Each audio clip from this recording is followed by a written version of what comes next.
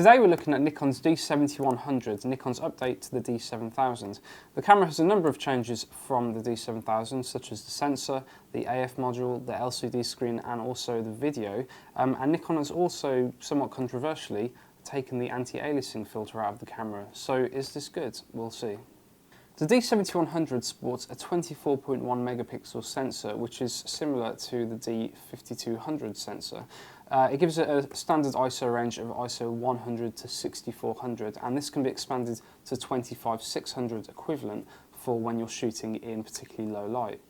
As with all of other Nikon's DX format cameras, the camera applies a 1.5 times conversion factor to any mounted lenses. There's also a new mode in the D7100 which applies a further 1.3 times conversion factor, which is particularly useful for telephotography. The camera has the same X-Speed 3 processor as the professional D4, and that allows it to shoot at 6 frames per second. You can also shoot at 7 frames per second when you've got the 1.3 times crop mode activated. The camera also has full HD video recording at a choice of frame rates up to 60 frames per second, and there's also both a microphone and a headphone socket, so you can attach external microphones if you don't want to use the stereo microphones that are built into the camera, and you can also monitor audio levels with headphones. Another improvement to the camera is the AF system. Whereas the D7000 had a 39-point system, the D7100 has 51 points. 15 of these are cross-type, and when you have the 1.3 times crop mode activated, the points saturate most of the frame, so it is really useful if you're tracking subjects or if your subjects are positioned off-center. Another change comes with the camera's LCD screen. Not only is it larger at 3.2 inches from the D7000's 3 inches, but it also has a higher resolution at 1.229 million dots. This comes through the incorporation of an extra white dot for every red, green and blue triplet. And Nikon says that this improves visibility and lowers power consumption as well. Nikon has also gotten rid of the air gap between the LCD itself and the outer panel, which again is said to improve its visibility. Unlike some of Nikon's more professional models, the D7100 uses both magnesium alloy and polycarbonate for its construction. This makes it feel still quite solid, but it's not quite as heavy as some of its other cameras. There have been a few changes from the D7000, such as on the top plate, with the mode dial and the release mode dial, which both now have locking buttons so that they can't be moved accidentally. The movie mode dial has also been moved to the top plate, and also there's a new I button on the back too, which allows you to access commonly used settings. Another change comes with the thumb rest, which now extends far lower down than on the D7000, so you can get a bit better handling on it too. Thanks to the camera's weight, together with the large rubber grip and the thumb space on the back, it is really easy to handle the camera. It does feel very nice in the hand. The only issues we found were with the mode dial and the release mode dial. These are kind of difficult to turn because of the locking buttons and their proximity to the dials. And also the release mode dial is sandwiched between the mode dial and the top plate, and it can be a little bit difficult to comfortably move this dial around.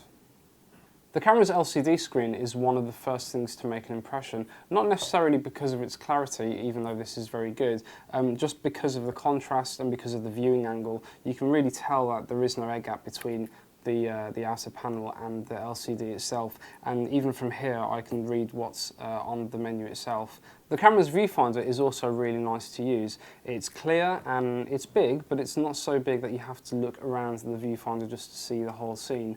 The exposure information underneath the finder, which is now white rather than green, it doesn't seem to have made too much of a difference, but the OLED panel is really nice and contrasty, and when you come to select a focus point or another menu option, the whole thing lights up in red, so it's really clear to see, particularly in darker conditions.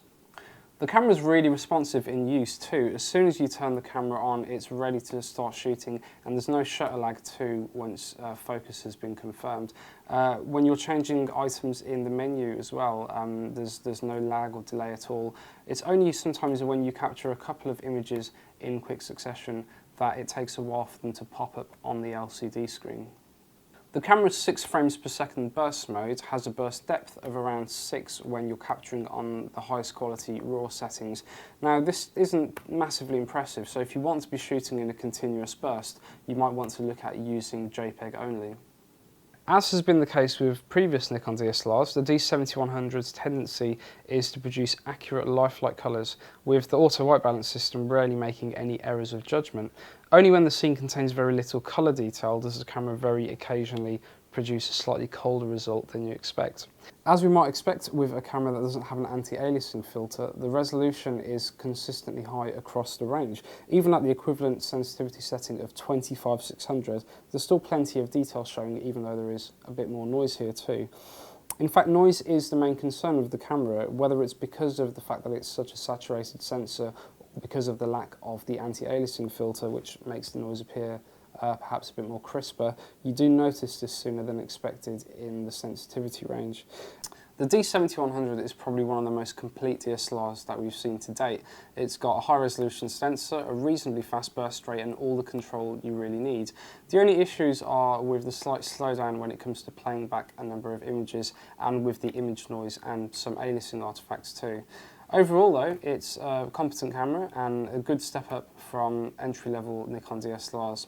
To read the full review, visit www.whatdigitalcamera.com.